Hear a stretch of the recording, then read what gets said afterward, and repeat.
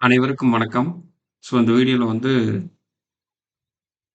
ஒரு ஜாதகத்துல ஒருவருடைய காலகட்டங்கள், எந்த காலகட்டங்கள் அவர் லாபம் சம்பாரிப்பார் அப்படிங்கிறத நம்ம ஒரு கிளாஸா போட்டிருந்தோம். இப்ப நெறைய பேர் இவங்க லாஸ் ஆவாங்க அப்படிங்கிறத நெறைய பேர் ஜாதகம் போட்டு பார்த்திருப்பீங்க. ஒரு ஜெயிக்கக்கூடிய காலகட்டங்கள் எது? எந்த மாரியான அதுக்கு அமைப்பு இருக்கு அப்படிங்கிறது தான் இந்த இடத்துல நம்ம தெரிஞ்சுக்கக்கூடிய ஒரு விஷயம். இப்ப ஃபர்ஸ்ட் இந்த ஜாதகத்துல யோகம் இருக்கா? அதாவது பிறப்பிலேயே யோகம் இருக்கான்னு நம்ம பார்க்கணும். பிறப்பிலேயே யோகம் இருக்கான்னு பார்க்கறதுக்கு நம்ம என்ன ஃபர்ஸ்ட் தொழில்காரகனை பார்க்கணும். 10ஆம் பாவத்தை பார்க்கணும்.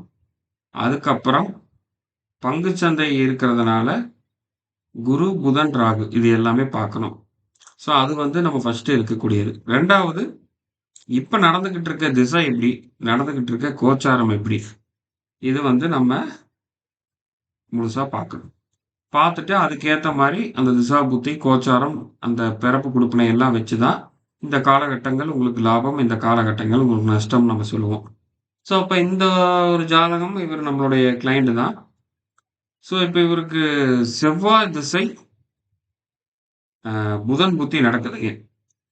இப்ப இந்த இடத்துல இவருக்கு சனியுடன் ராகு சேர்க்கை, அப்புறம் சூரியனும் வரும்.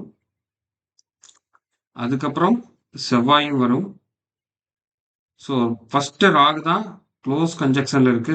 சனி ராகு கண்டிப்பாக இவரு ட்ரேடிங்குள்ள வருவாரு. நான் தெளிவா சொல்லியிருக்கேன். நடக்கிற திசா புத்தியோ 10ஆம் பாவத்தோடயோ சனியுடையோ ராகு தொடர்பு இல்லாமல் ஒருத்தங்க ட்ரேடிங்குள்ள வரமாட்டாங்கன்னு. அதேதான்.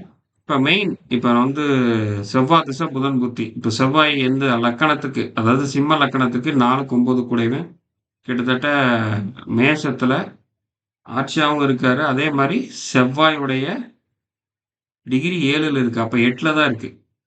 அப்ப செவ்வாய் 8ல இருந்து நடக்கும்போது கண்டிப்பாக இவருக்கு நஷ்டத்தை தான் அதிக வாய்ப்பு கொடுக்கும். இதுதான் விதி இல்லையா? நடக்கிற புத்தி பாருங்க. புதன் புத்தி லக்கணத்துக்கு 2, 11 கூடியவன் 7ல இருந்து புதன் சுக்கிரனை குருவை பார்க்குது. இது நல்ல ஒரு சுபமான கிரக சேர்க்கை. போன வாரம் கிளாஸ்ல பார்த்துருந்தீங்கன்னா தெளிவா தெரிஞ்சிருக்கும். திசையை விட புத்திக்கு தான் அதிக முக்கியத்துவம் நம்ம கொடுக்கணும்னு நம்ம சொல்லியிருந்தோம். இப்போ இருக்கு செவ்வாய் திசையில புதன் புத்தி. இந்த செவ்வாய் திசையில 8ல இருந்து நடக்குது. அப்போ 8ல இருந்து ஒரு திசை நடக்கும்போது ஒரு பிறந்த ஊர்ல இருந்து இன்னொரு ஊருக்கு வரும்போது அவருடைய தாக்கங்கள் கம்மியா இருக்குன்னு நம்ம சொல்லியிருந்தோம் அந்த கிளாஸ்ல. அதே மாதிரி ஒரு இடத்துல இருந்து இன்னொரு இடத்துக்கு வராரு. கரெக்டா இந்த புதன் புத்தி லாபம் இருக்குங்கிறது தான் கணக்கு. அதே மாதிரி லாபம் எடுப்பாங்கன்னு நம்ம சொல்லியிருந்தோம். கிட்டத்தட்ட ஒரு பெரிய அளவுல லாபம் இன்ட்ராடே பண்றது இல்லை இவரு. ஸ்டாக் மட்டும் தான் பண்றாங்க. கைடன்ஸ் அது நம்ம கைடன்ஸோட பண்றாங்க. பெரிய அளவுல லாபம் இவங்க எடுக்கிறாங்க. அப்போ புதன் புத்தி எதுல இருந்து எது வரைக்கும் இருக்கு? கிட்டத்தட்ட 2026ல இருந்து 27 புரியுதுங்களா?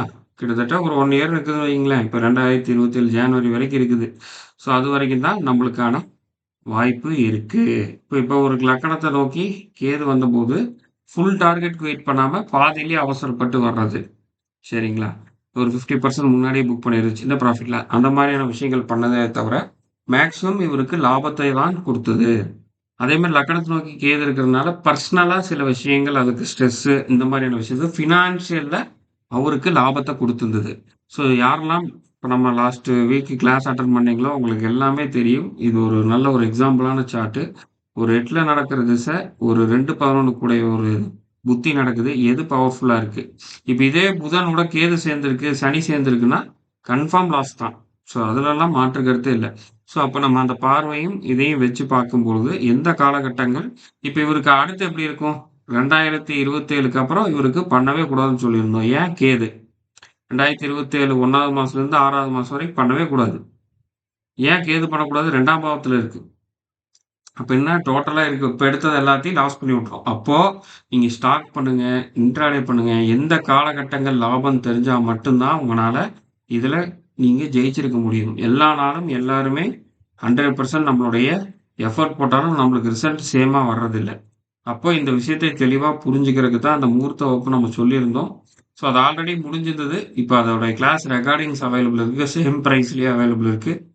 யாருக்காவது வேணும்னா தாராளமாக வாங்கி அத நீங்க கத்துக்கலாம். உங்களை என்னன்னா, எந்த டைம்ல உங்களுக்கு லாபம், நஷ்டங்கிறத ஒரு கிளாரிட்டியா சொல்லக்கூடிய ஒரு அருமையான வகுப்பா இருக்கும். இது ஒரு உதாரண ஜாதகம். ஸோ இப்படிதான் நம்ம வந்து என்னன்னா ஒருத்தருடைய ஜாதகத்தை எடுத்தோம்னா, இந்த காலகட்டங்கள் ப்ராஃபிட், இந்த காலகட்டங்கள் லாஸ். உங்களுக்கு எந்த செக்டார் செட் ஆகும் அப்படிங்கிறத நம்ம தெளிவா சொல்ல முடியும். அப்ப இவருக்கு எந்த செக்டார் இவர் இதுவரைக்கும் அதிகமா நல்லா லாபம் எடுத்ததெல்லாம் பார்த்தீங்கன்னா, கம்யூனிகேஷன் ரிலேட்டட் செக்டார் எல்லாமே இவருக்கு ரொம்பவும் அருமையாக இருக்கும்.